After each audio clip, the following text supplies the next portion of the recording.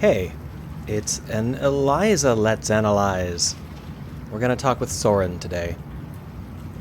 This is where the writing gets very dense, so I want to make sure that we understand what's happening so that as you see it unroll, you can just watch it happen and see how it's all coming together.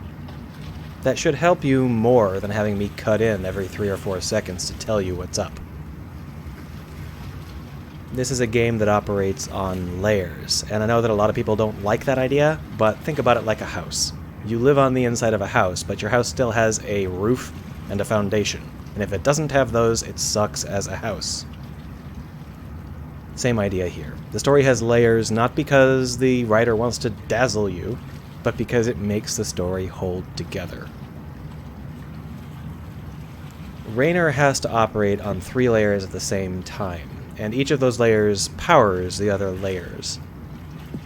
Most fundamentally, the foundation layer gives a lot of structure to the other layers. So, the first layer he has to operate on is as a character in the game world. He has to establish who he is, what he wants, what he thinks of the people around him, all of the stuff that you want from a character. The second layer he has to establish is the overall fundamental plot theme or thematic arc of the game, which is he is an evil tech bro. All of the tech bros in this game are extremely suspicious people. The game condemns the whole Silicon Valley startup culture pretty strongly. He has the tale of a strange new technology, and he is willing to make monkey paw style wishes with it, and he is so broken as a person that he cheers when those monkeys' fingers come down. He has to establish that starting now, but in a way that doesn't make it obvious, while also establishing who he is as a character. Most importantly, there is a foundation layer. This is Evelyn's story. This is a story about struggling your way out of depression, about dealing with your trauma and reconnecting to the world. Everything in the game is about that. All of the major NPCs are paths out of depression. Soren and Raynor are bad paths. They are paths that involve locking away your trauma, deadening yourself as much as possible, and just moving on. Once you understand that, it becomes really obvious. Even though the player is not supposed to notice, once the player does notice, it's awfully hard to not notice. It's awfully hard to stop noticing, because all of their dialogue is so clearly powered by that idea. In particular, Soren represents the idea of excess, of hedonism. So we're going to see a lot of that happening here, and it's why in the game he is a hedonist. It's why in the game he is such a flawed person, because he has to represent this flawed path. It's also why in the game he's a psychologist. It gives him an excuse to pull you into his path out of depression. But keep in mind, he's not a therapist. Therapy is actually its own branch in this game and has nothing to do with Soren. He does not represent therapy, and this game does not seem to look down on therapy. So, with that in mind, we can see how it all unfolds. I'm just going to let it go without comment. Keep in mind that the foundation layer is him representing a bad path forward.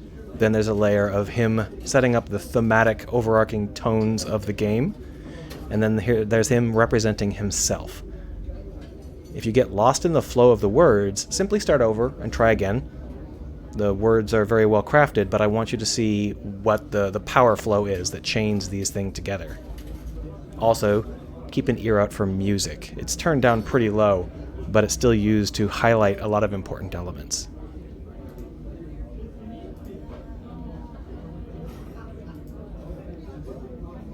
Here we go.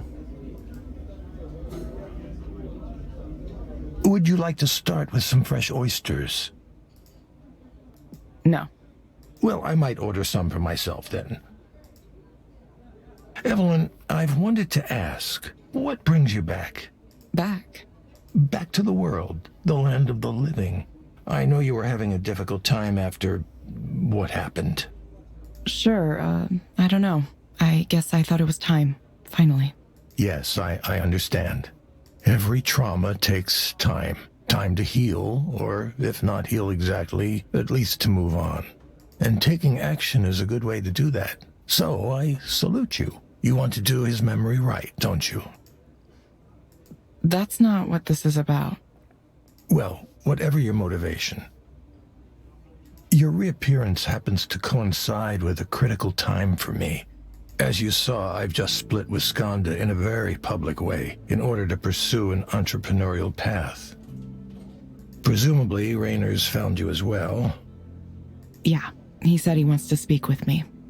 It's a war for talent out there. People like you are very much in demand. I'm sure he'll try to make you an offer you can't refuse. That's why I want you to promise me you won't work for that asshole. Asshole? I had no idea you hated Raynor so much. What happened? What happened? He came in as CEO, that's what happened. So cultured, all the right credentials, Harvard, Goldman Sachs, all that nonsense. A little princeling who was never wanted in his life, never known what it's like to suffer. You don't get even a little upset at that? I'd do the opposite of what a guy like that wants me to do just to spite him. That's what my instincts say, and my instincts are what led me to where I am now, standing at the edge of this brand new territory. Direct stimulation, induced dreaming. Can you picture it? Therapeutic reality delivered right through your nervous system. It'll revolutionize the entire field of mental health, not to mention the applications for productivity, training, entertainment. Imagine the kinds of dreams people would have on demand if they could. The potential for misuse seems kind of high. Sure, we'll work on those things. The important thing right now is to build momentum. I have first mover advantage here, but only for a small amount of time. Evelyn, I need a chief engineer, and I can't think of anyone better suited than you. You could be at the vanguard of a whole new field, in on the ground floor of this extremely interesting and potentially very lucrative business. Listen, I know that things were not always the best in the past, and some of those things may have been because of me. Believe me, I'm aware of my own failings better than anyone. And if you're concerned about working for me again for that reason, I'll understand. But I hope you're thinking for yourself on this one. I'm sure there are people who are telling you to ignore me, or that I have the wrong idea, or that I'm dangerous. Whatever you choose to believe, I at least want to offer you the chance to get a demo of this technology. It really does work, and it's really something else. Won't you give it a try? I'll think about it. Considering it is all I ask. So, what are you doing after this? After dinner? Yes, tonight is... You remember Nora, right? Did you know she's a DJ now? Yeah, I did. She's the one who told me about your talk. Oh, she was there too. I should have said hello. No, I don't think she attended. She just told me about it. Well, her show is tonight. If we take a car after dinner, we could get there with plenty of time to settle in. It'd be good to support your old friend, don't you think? Sure.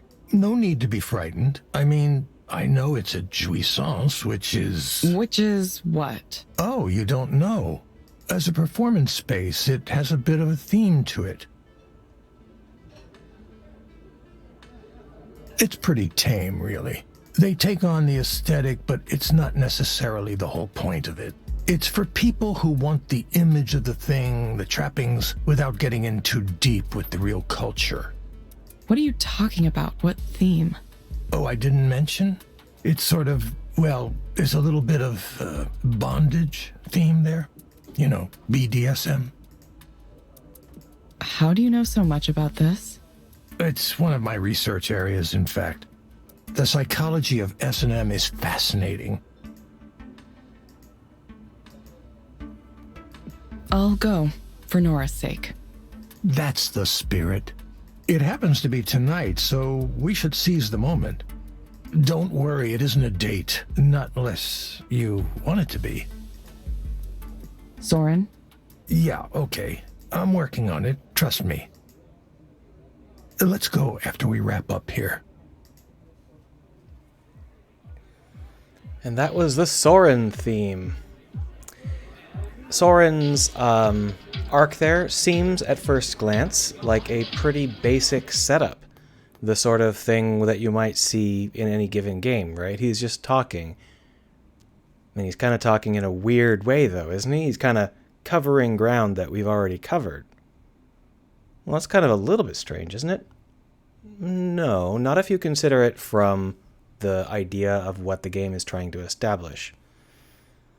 Maybe the writer is a little bit worried that you might have forgotten about the whole club scene thing, but it's more likely that the writer wants you to be absolutely aware of the flaws in this particular character, this kind of obsessions that he has that are probably pretty uncomfortable for you. They're definitely uncomfortable for Evelyn.